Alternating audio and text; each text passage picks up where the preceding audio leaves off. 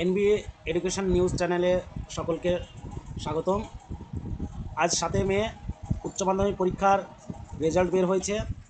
প্রিয় ছাত্রছাত্রী, পরীক্ষার রেজাল্ট দেখার পর যদি সন্তুষ্ট না হয় তাহলে কিভাবে খাতা রিভিউ এবং স্ক্রুটিনি করা যাবে সেই নিয়ে আজকের এর ভিডিও। আজকে 7 তারিখ রেজাল্ট বের হয়েছে। কাউন্সিল পিপিআর বা পিপিএস জন্য দুটো পদ্ধতি বের করেছে।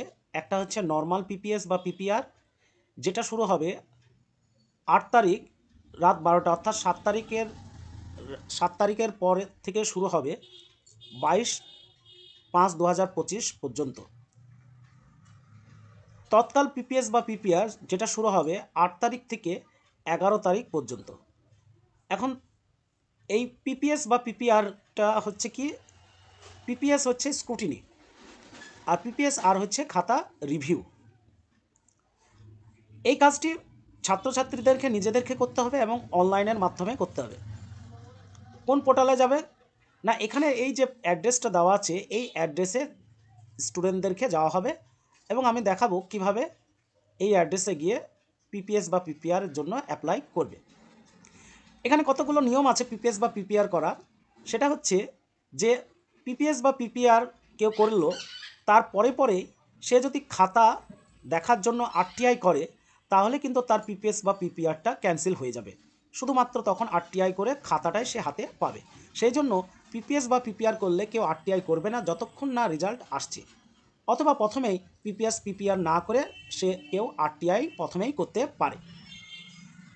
তারপরে এখানে যখন এই পিপিএস বা পিপিআর করা হবে সেটা পুরোপুরি অনলাইন মোডেই হবে এবং অনলাইন পোর্টাল খুললে সেখানে শুধুমাত্র রোল নম্বর, মার্কশিট নম্বর এটাই দিতে হবে।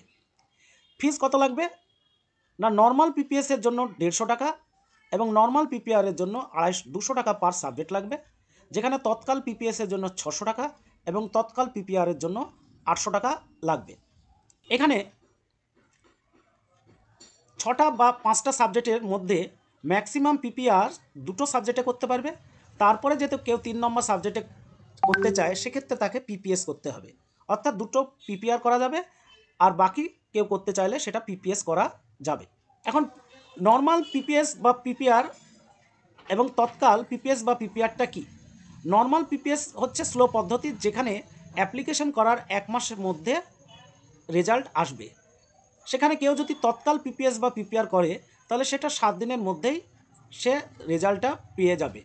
কিন্তু বাই চান্স যদি কাউন্সিল 7 দিনের মধ্যে তাকে রেজাল্ট না দিতে পারে তাহলে তার তৎকাল পিপিএস বা পিপিআরটা নর্মাল পিপিএস বা পিপিআর হয়ে যাবে এবং সেক্ষেত্রে যে এক্সট্রা টাকা নেওয়া হয়েছিল তৎকালের জন্য সেই টাকাটা আবার ওই অ্যাপ্লিকেন্টকে ফিরে দেওয়া হবে। পিপিএস এবং পিপিআর করার পর যদি নম্বর বাড়ে তাহলে তাকে নতুন মার্কশিট দেওয়া হবে। সেটা ক্যান্ডিডেট নিজে কাউন্সিল অফিসে গিয়ে রিসিভ করতে পারে অথবা স্কুলের মাধ্যমেও রিসিভ করতে পারে। তো এই ছিল পিপিএস বা পিপিআর এর রুলস। এরপরে আমরা দেখাবো যে কিভাবে অনলাইন পিপিএস বা পিপিআর আমরা অ্যাপ্লিকেশন করব। এরপরে আমরা যে অ্যাড্রেস সেই অ্যাড্রেসে চলে যাওয়ার পরে এইরকম দুটো অপশান দেখতে পাবো। এরপরে প্রথম যেহেতু করছি সেই জন্য সাইন ইনে যাব। সাইন ইনে যাওয়ার পরে স্কুলের নাম অথবা স্কুলের কোড দেব। এরপরে সার্চ বাই স্কুল কোড অথবা নেম, আমি নেম দিলাম। নেম দেওয়ার পরে এখানে স্কুলের নামটা লিখে দেব। তারপরে ফার্স্ট নেম দিব। ফার্স্ট নেমের পরে মিডিল নেম, তারপরে লাস্ট নেম। যদি মিডিল নেম না থাকে শুধুমাত্র ফার্স্ট নেম এবং লাস্ট নেম দেব। তারপরে ইমেল আইডি অপশনাল, দিতেও পারে নাও দিতে পারে। ইমেল অ্যাড্রেসের পরে আধার নম্বর, এটাও অপশনাল, দিতেও পারে নাও দিতে পারে। তারপরে দিব ডেট অফ বার্থ। এখানে আমাদের যে অ্যাডমিটে যে ডেট অফ বার্থ আছে সেই ডেট অফ বার্থটাই দেব। তারপরে আমরা মোবাইল নম্বর দেব। মোবাইল নম্বর যেটি দেব সেটিতে একটি ওটিপি যাবে। ওটিপিটা এখানে দিয়ে দিব। এরপরে এইচএসের রেজিস্ট্রেশন ইয়ার, এই ইয়ারটা মনে রাখবে 2023 সাল হবে। তারপরে রেজিস্ট্রেশন নাম্বারটা দিয়ে দেব। রেজিস্ট্রেশন নাম্বার দেওয়ার পর পাসওয়ার্ড দেবো। পাসওয়ার্ড মনে রাখবে এটা ম্যাক্সিমাম 8 ডিজিট হবে। আমরা সংখ্যা দিয়ে দেবো 1 2 3 4 5 বা অন্য কিছুও দিতে পারে। তারপরে কনফার্ম পাসওয়ার্ড করে দেবো। এরপরেই আমরা লাস্ট যে বক্সে টিক দেব। টিক দেওয়ার পরে ক্রিয়েট অ্যাকাউন্ট করলে আমার যে মোবাইল নম্বর দিয়েছি সেই মোবাইল নম্বরে একটা ইউজার আইডি চলে যাবে, সেটাই হবে ইউজার আইডি। আর এখানে যেটা পাসওয়ার্ড দিয়েছি সেটা হবে পাসওয়ার্ড। এই রকমভাবে আমরা প্রথমে সাইন আপ করে অ্যাকাউন্ট ক্রিয়েট করে নেব। আমাদের এই রকম চলে আসবে। এবার এখানে অনেক কিছুই আছে। আমরা পরবর্তীতে কোনো যদি মার্কশিট হারিয়ে যায় বা অ্যাডমিট হারিয়ে যায় বা কোনো কারেকশনের প্রয়োজন পড়ে আমরা এই অপশানে গিয়ে কাজটা করতে পারবো। এখানে দুটো অপশান দেখতে পাচ্ছি, একটা হচ্ছে নর্মাল পিপিএস বা পিপিআর, আর একটা হচ্ছে তৎকাল অ্যাপ্লিকেশন পিপিএস বা পিপিএআর।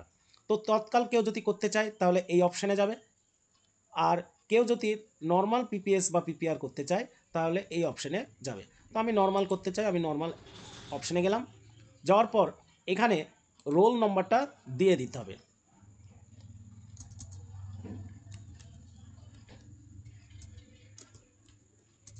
তারপরে মার্কশিটের যে নম্বরটা আছে, মার্কশিট নম্বর বি দিয়ে শুরু, এই নম্বরটা দিয়ে দিতে হবে। তারপর validation roll number and marksheet করলে আমার পুরো মার্কশিটটি চলে আসবে। সমস্ত বিষয়ের সাবজেক্টের নম্বর এখানে দিবে। এই জায়গায় আমরা দেখতে পাচ্ছি অ্যাকশন। এখন যে যে সাবজেক্টগুলো আমি করতে চাই সেই সাবজেক্টের পাশে পিপিএস বা পিপিআর যেটাই আমি করব সেটা সিলেক্ট করব। যদি পিপিআর করতে চাই তাহলে আমার 200 টাকা লাগবে, যদি আমি পিপিএস করতে চাই তাহলে 150 টাকা লাগবে। মনে রাখবে যে ম্যাক্সিমাম দুটো সাবজেক্টে পিপিআর করতে পারবো, তারপরে কোনো সাবজেক্টে করতে চাইলে সেটা পিপিএস করতে হবে। তো আমি এখানে শুধুমাত্র একটি সাবজেক্টে জিওগ্রাফিতে আমি করতে চাই পিপিআর, তো পিপিআর লিখে দিলাম, এখানে 200 টাকা চলে আসবে।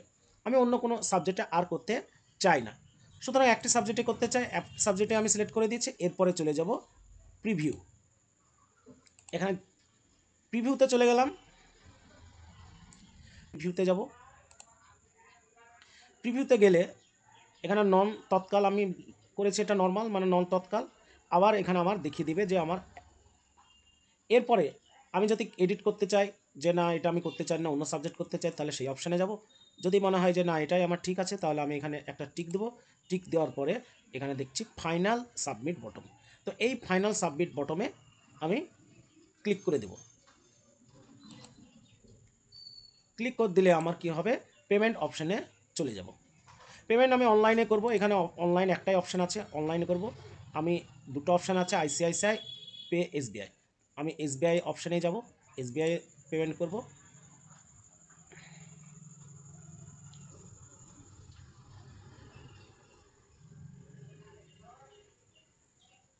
এখানে বিভিন্ন অপশান আছে, আমি ইউপিআই ব্যবহার করব, ফোনপের মাধ্যমে টাকা দেব। ইউপিআই আইডি দিতে পারি বা ইউপিআই কোড দিতেও পারি। কিউআর কোড দিলে তাড়াতাড়ি আমার স্ক্যান হয়ে যাবে।